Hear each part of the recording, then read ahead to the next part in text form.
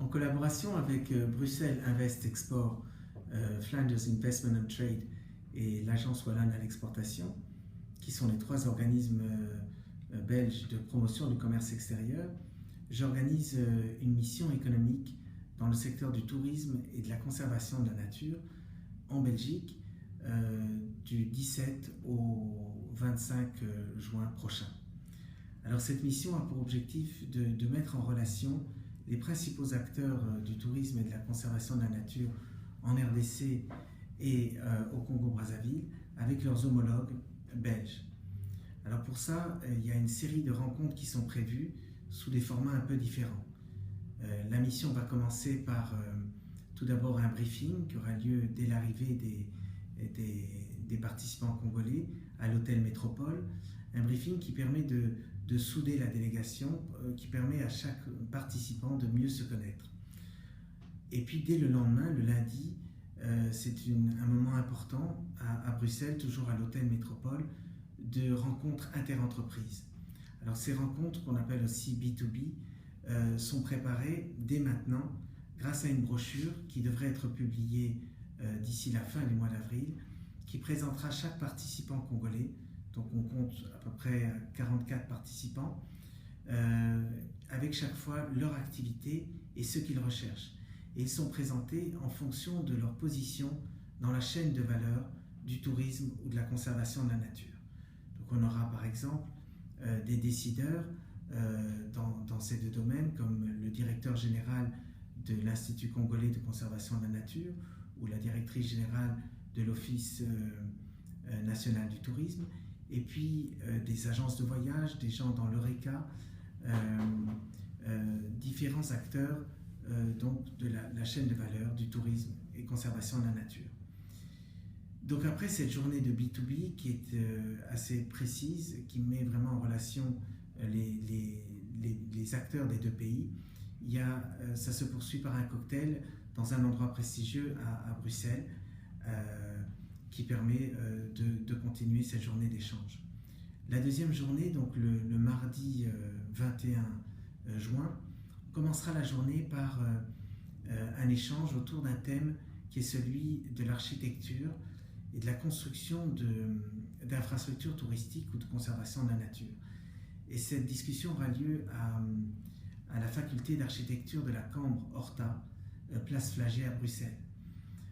Cette faculté qui dépend de celle de l'ULB et qui est déjà en contact avec le Congo, avec la Société des architectes du Congo, et qui travaille sur la réhabilitation de bâtiments historiques comme la résidence du premier gouverneur général du Congo à Boma, mais également avec l'Université Congo du Congo central pour des formations dans tous les métiers de la construction, avec un accent particulier sur l'éco-construction, sur l'utilisation de matériaux de construction locaux. Voilà. Alors ça sera donc une première partie du mardi matin, et puis on va enchaîner sur d'autres présentations sur les nouvelles technologies et le tourisme et la conservation de la nature. Donc on va insister sur la communication, les réseaux sociaux, comment pour un restaurateur ou un hôtel d'être bien référencié. Donc ça sera le deuxième thème. Ensuite, on ira au CEREA, cet impressionnant campus universitaire à Anderlecht, à Bruxelles, où là, on insistera plus sur la formation dans les métiers du tourisme et de l'Oreca. Et puis ensuite, dans la fin de l'après-midi, on ira au musée de Tervuren, cet endroit emblématique, puisque c'est l'ancien ministère des colonies, et le palais des colonies, et qui est donc le musée royal d'Afrique centrale, qui est de renommée mondiale et qui est en pleine rénovation. Et donc en avant-première, on aura le directeur général qui va nous présenter la vision du futur musée d'Afrique centrale. Derrière ce musée, il y a également des chercheurs, des personnes clés en lien avec le Congo, que ce soit des personnes qui s'intéressent davantage à l'histoire entre nos deux pays, surtout du Congo et de l'Afrique centrale, l'histoire, l'art, mais également la biodiversité ou la cartographie et la géologie. Ensuite, le troisième jour de la mission, le mercredi, nous irons en Flandre, en commençant par le jardin botanique de Meysse, qui fait partie des 10 plus grands jardins botaniques au monde et qui est déjà beaucoup en relation avec la RDC notamment. Le jardin botanique de Kisantu, mais également le parc national des Virunga, mais aussi avec des grandes sociétés minières, notamment celle du Katanga, pour des études d'impact environnemental. Ensuite, on se rendra au bord de la mer, à Knokke-le-Zout, qui est une grande station balnéaire et qui abrite le Zwin Nature Park, qui est une réserve naturelle d'oiseaux extraordinaire. Et donc là, on aura une visite guidée et qui sera suivie d'un débat sur quelle vision souhaitons-nous dans les deux Congos pour la conservation de la nature et le tourisme, avec du côté belge comme orateur des personnes comme Mark Cook ou Eric Dombe, qui sont les deux grands patrons de Peridaisa et qui ont chacun des projets de conservation de la nature et de tourisme. Ce sera intéressant de voir leur vision à eux en Belgique et puis de la confronter avec celle de conservateurs de parcs, notamment François-Xavier de Donéa, qui est un acteur qui est important du parc des Virunga, mais également du parc de la Garamba. Et puis également le thème du tourisme et conservation de la nature sur le littoral, avec d'une part la directrice du Zwin qui nous accueillera et Marcel Collet qui dirige le parc ICCN des mangroves à l'embouchure du fleuve Congo au bord de l'Atlantique. Alors après cette journée du mercredi, nous nous rendrons à Peridaisa, ce parc animalier qui s'est beaucoup développé ces dernières années, qui accueille des animaux du monde entier. Et donc là, on aura l'occasion également de comprendre le concept et de visiter ce parc animalier. Et puis, c'est dans la région de Mons. De là, on se rendra près de Namur, dans un très beau château, dans un écrin de verdure de 40 hectares, et qui est en lui-même un concept.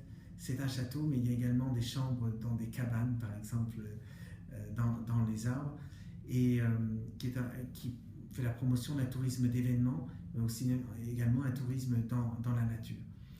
Et donc là, on aura un échange avec quelques fonctionnaires, des acteurs clés du ministère congolais, du ministère wallon du tourisme, qu'on appelle le commissariat général au tourisme, mais également des personnes de la division nature et forêt, qui est une division de ministère wallon pour tout ce qui est eau et forêt.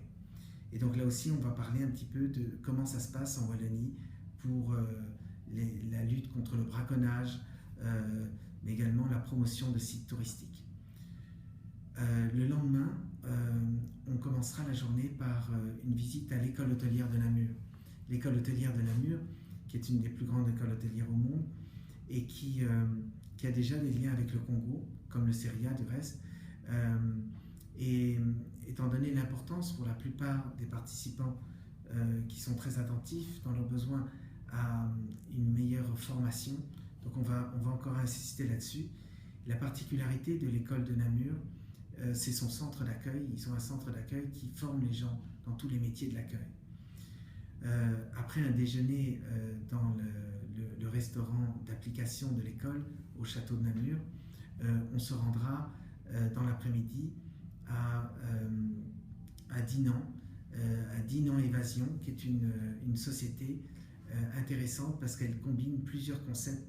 Le concept d'aventure avec des différentes activités sportives dans la nature, mais également de découverte de la flore, et puis également un tourisme fluvial sur la Meuse. Et donc on fera une croisière sur la Meuse avec du côté congolais des acteurs qui eux-mêmes font la même chose ici. C'est ça qui sera intéressant. Toujours un débat, on aura après la visite le débat sur le tourisme fluvial sur le fleuve Congo notamment, et comment s'inspirer de ce qui se fait déjà en Belgique. On sera là donc vendredi, et le samedi matin, nous irons aux grottes de Han. Les grottes de Han qui nous seront présentées par l'administratrice déléguée. La patronne, c'est une entreprise familiale et qui a beaucoup de succès, pour voir un petit peu comment on gère un site, une société privée gère un site touristique. Mais également, les grottes de Han, c'est aussi, ils sont sur le point d'être labellisés Géoparc, qui est un label de l'UNESCO et qui fait le lien entre géologie et tourisme. Et donc, ça sera le dernier débat qui va donc clore cette mission économique. Enfin, de façon facultative, le dimanche, pour ceux qui veulent, ils pourront rejoindre un meeting aérien en Flandre qui, lui, ça sera le moment d'aborder la question de la petite aviation et le tourisme. Donc les ULM, les montgolfières, les Cessna, les hydravions qui, à une époque pas très lointaine, servaient de mode de transport pour les touristes, notamment dans la région des Grands Lacs.